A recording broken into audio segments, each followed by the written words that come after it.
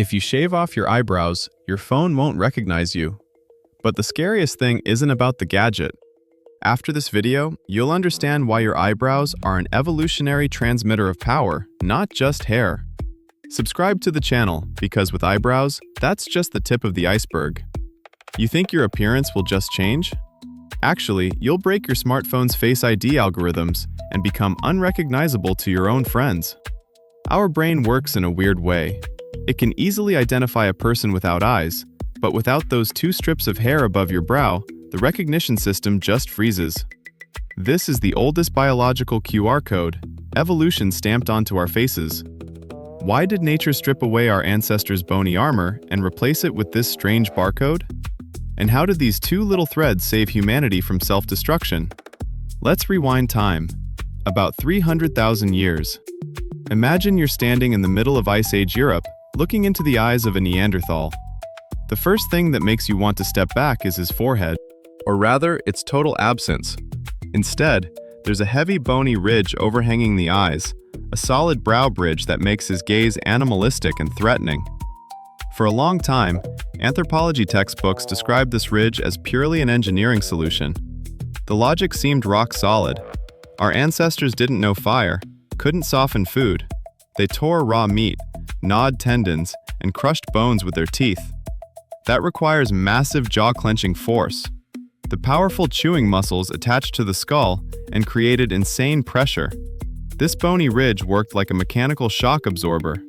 It dampened vibration, distributed the load from the jaws, and stopped the skull from cracking with every bite. It all made perfect sense. Then we learned to cook food over fire. Food got softer. The need for super strong jaws disappeared. Muscles shrank, the skull flattened, bone thinned out.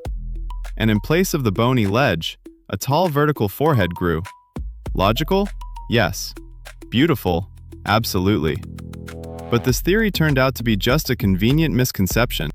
In 2018, a team of anthropologists from the University of York decided to test this dogma. They took the famous Cobway 1 skull, that's Homo heidelbergensis, who lived about 300,000 years ago. It had the most prominent brow ridge of any known find, a massive bony canopy over the eyes. The scientists created an ultra-precise 3D model of this skull and ran virtual crash tests. The computer simulation applied that same gigantic biting force to Cobway 1's teeth, the force ancient people used to tear tough food. Engineers measured the stress across the skull bones. The results shocked the scientific world. It turned out the brow ridge didn't experience any stress at all. The chewing tension traveled along completely different paths, through the cheekbones and side walls of the skull.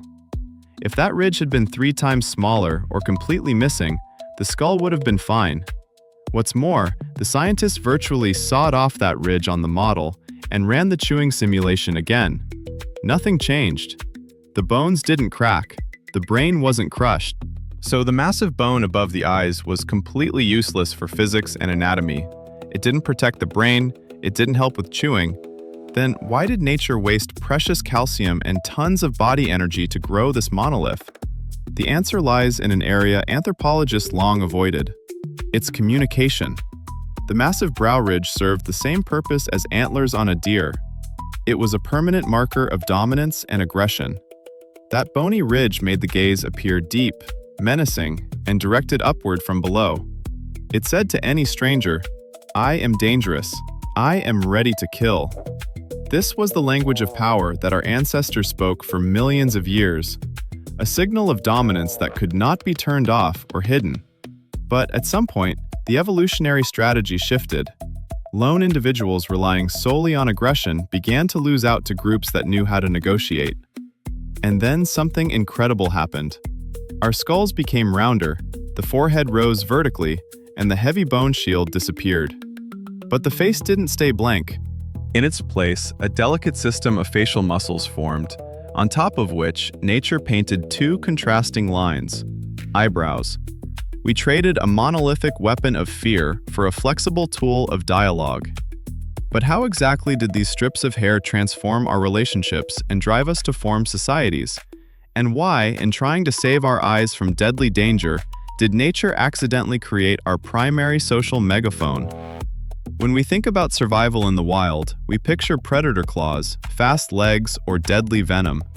But evolution had its own, much more mundane enemies, and one of the most insidious was our own sweat. Sweat isn't just warm, distilled water. Our bodies produce an aggressive exudate. It contains sodium chloride, urea, and lactic acid. Essentially, it's a caustic chemical cocktail. Anyone who's ever gotten a drop of sweat in their eyes during an intense workout knows the feeling. The eye instantly starts burning unbearably. Osmotic shock sets in, the cornea becomes inflamed, eyelids clamp shut. You go blind for a few seconds. Now let's jump back a couple 100,000 years to the hot African savanna. Our ancestor wasn't the fastest predator. No huge fangs or claws. His main weapon was endurance. Homo sapiens practiced persistence hunting. They'd chase an antelope for hours under the midday sun, literally driving it to heat stroke. Our species learned to cool efficiently through intense sweating. We lost our fur and became covered in millions of sweat glands. But this superpower had a downside. Picture the marathon. Sun at its zenith. Temperature around 100 degrees Fahrenheit. You've been running for 3 hours. Sweat streams down your forehead. One drop of that salty solution in your eyes, and the hunter goes blind on the run. Losing binocular vision in the middle of the wild savanna, with snakes, sharp rocks, and thorny bushes underfoot, that's a guaranteed death sentence. Either you miss your prey, depriving the tribe of dinner, or you trip and break a leg yourself. And that's when nature stepped in as a brilliant hydraulic engineer. On the path of those salty streams, it built a physical barrier. Eyebrows. If you look at an eyebrow under a microscope, you'll be amazed at its architecture. It's not just random hairs. Their growth follows a strict mathematical algorithm. The hairs don't grow straight outward, they grow laterally, from the bridge of the nose straight toward the temples. And they're angled at about 30 degrees relative to the skin. That angle creates the perfect directional channel. The curved shape of the brow ridge works together with that patch of hair. When salty sweat rolls down your forehead, it hits this barrier and, thanks to physics, gets rerouted away from your eye sockets. The fluid trickles down your temples, wraps around the sides of your face, and drips off your jaw, leaving your eyes completely dry. With just 2 tiny strips of hair, our ancestors kept their vision sharp during the most critical survival moments. Seems like the mystery is solved. Eyebrows are just anatomical windshield wipers for our face. Logical, practical, functional. But if we take that explanation as the one and only truth, we run into a major contradiction. Most mammals, who also sweat heavily when running, don't have eyebrows the way we do. And apes, our closest relatives, have immobile brow ridges that don't act as drainage the way ours do. What's more, why did evolution make this water diverter so incredibly expressive? Why hook it up to a complex web of facial muscles that reacts instantly to the tiniest shift in our mood? For purely draining sweat, a fixed, bony ledge covered in thick fur would have done the job just fine. From a biological engineering perspective, that would have been far more reliable and simpler. But nature chose a different path.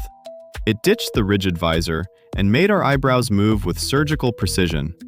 Because lurking behind that physical, sweat-diverting function was a far bigger mission.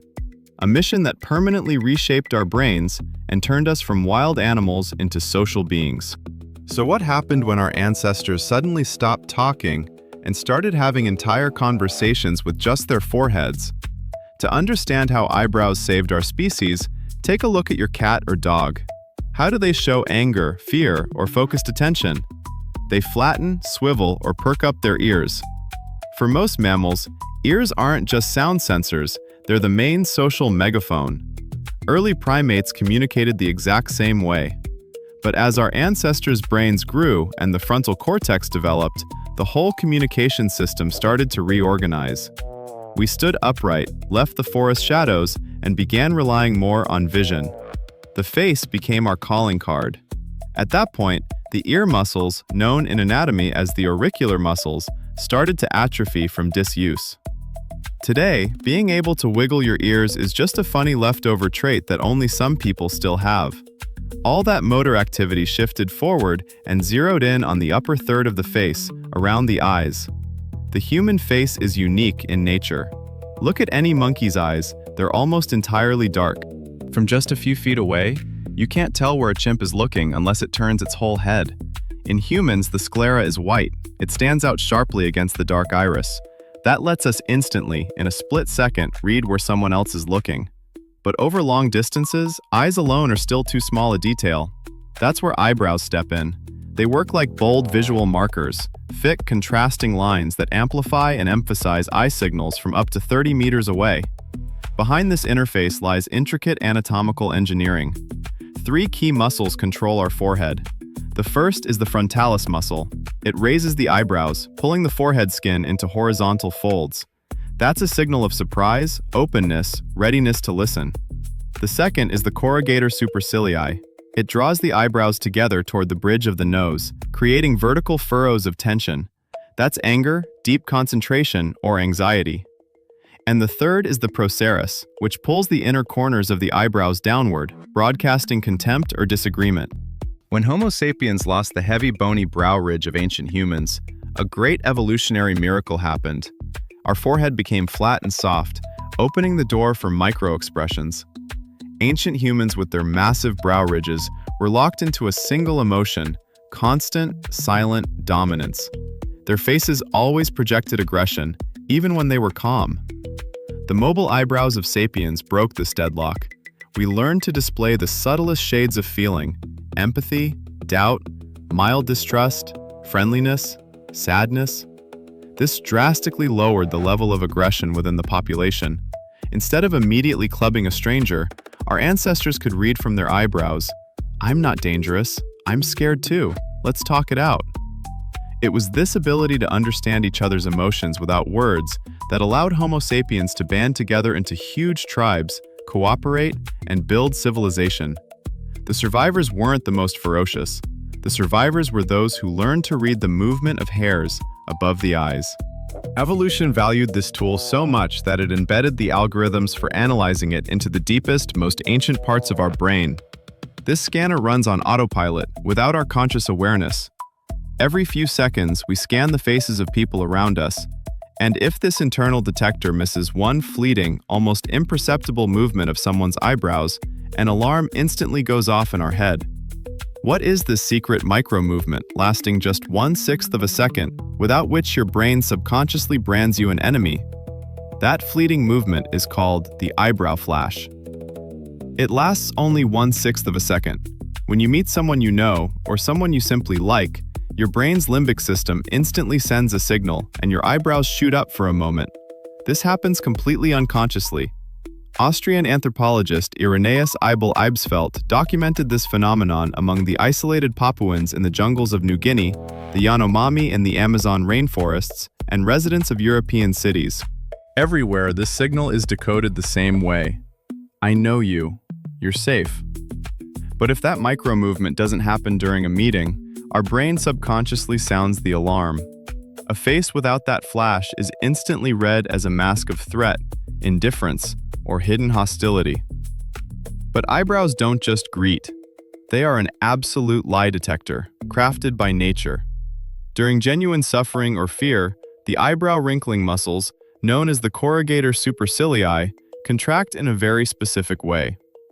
They lift the inner corners of the eyebrows upward and pull them together, forming what's called the Varigouth fold on the forehead. This movement is controlled by the autonomic nervous system, not by our will. Faking it convincingly, without serious acting training, is nearly impossible. That's why, in forensic science and profiling, eyebrows are considered the key indicator. According to Paul Ekman's facial action coding system, or FACS, it's the microtension in the forehead that reveals whether emotions are genuine. Faking a smile is easy. That's controlled by the zygomaticus major muscle, which we can consciously manipulate. But if the brow area stays completely flat and motionless, a verifier knows immediately. That's a lie. We tend to believe the eyes are the windows to the soul, but science disagrees. At MIT, they ran an experiment that flipped our understanding of facial recognition on its head. Participants were shown edited photos of celebrities. In the first group, the eyes were carefully erased, leaving only the eyebrows. In the second, the eyes remained, but the eyebrows were removed. The results were staggering. People could recognize faces without eyes about 60% of the time, but without eyebrows, accuracy plummeted to just 46%. It turns out, for our brain, eyebrows are a far more important reference point than the eyes themselves. Facial recognition is handled by the fusiform gyrus, and for that brain region, eyebrows are the primary visual anchor. Without them, the whole recognition system loses its bearings.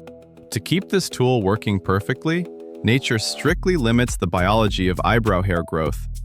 The density of hair follicles here is enormous, but unlike the hair on your head, eyebrow hair is genetically programmed for an active growth phase of only 30 to 45 days. After that, the hair falls out. This prevents eyebrows from growing longer than about half an inch. Otherwise, they'd turn into shaggy curtains, blocking our vision and cutting off the facial communication we rely on. Eyebrows are an incredibly complex anatomical interface, hardwired into our neurobiology. But this interface is distinctly divided by sex. And what's more, it's vulnerable to time. As we age, gravity performs a cruel transformation on our brows. It drags the outer edges downward, making us look perpetually tired, angry, or depressed, even when we're perfectly happy. How does this hidden flaw in our appearance derail our lives and careers? And what's the deeper philosophical twist behind those two strips of hair on our forehead? The answer lies in a deep sexual division that evolution has etched into our anatomy. In forensic medicine and anthropological criminology, the brow ridge is one of the primary markers of sexual dimorphism. Take a look at a male face versus a female face. Men's brow ridges are anatomically more prominent, sitting lower, almost right at the orbital rim. Their eyebrows are more horizontal, thicker, and denser. That's the ancient, conservative remnant of a bony visor, a signal of masculinity and readiness to dominate. In women, the brow ridge is smoother, the forehead is flatter, and the eyebrows sit significantly higher above the eye, with a distinct arch. That arch visually enlarges the eyes, making the face appear more open, peaceful, and receptive to dialogue. But this sophisticated social interface is vulnerable to the passage of time. As we get older, we all fall into gravity's trap. Due to gravitational ptosis, the forehead tissues lose elasticity, and the outer edges of the eyebrows inevitably start to droop downward. And here's where the real drama begins. Our internal neurobiological scanner has no concept of aging or gravity. It keeps reading facial geometry through rigid, prehistoric algorithms. When the outer corners of your eyebrows start to droop, the brains of those around you instantly jump to a verdict. This person is angry, they're deeply unhappy, or they're just dead tired. That creates a cognitive dissonance. You might be genuinely happy, full of energy, and open to connection, but your anatomical interface is sending out false, distorted signals to the world. This affects how your colleagues treat you, how your loved ones see you, and how successful your negotiations are. No wonder forehead and eyebrow lifts are so popular. People aren't getting them to erase wrinkles. On a subconscious level, they're trying to fix a broken social transmitter, to reclaim their right to communicate accurately with the people around them. Which leads us to a stunning realization. Those two strips of hair above your eyes aren't just decoration or a sweat barrier. They are one of the greatest monuments to our evolution. Humanity walked a razor's edge. We could have gone the way of our extinct cousins, keep the bony shields of aggression, grow bigger canines, and tear each other apart in an endless fight for survival. But evolution bet on something else. It completely disarmed our faces. It stripped away the bony armor, leaving us vulnerable, and in exchange, it gave us this incredibly delicate, fragile instrument of empathy. We traded the power of physical dominance for the power of mutual understanding. We learned to feel empathy, to sense someone else's pain as our own, simply by watching the way hair above their eyes curves. Without this anatomical interface, we would never have been able to trust each other enough to build cities, fly to space, or create civilizations. We build giant radio telescopes. We stare into the night sky, trying to pick up signals from distant alien civilizations in the dead silence of space. We search for the most complex intelligence billions of light years away. But we forget that the most perfect, most sophisticated, and most eloquent transmitter in the universe is right in front of our eyes. Just a few centimeters above our pupils, every single day, with every micro-movement, every subtle lift or worried squint, it silently broadcasts the most important message of all. A message that we are human, and that we are capable of understanding each other.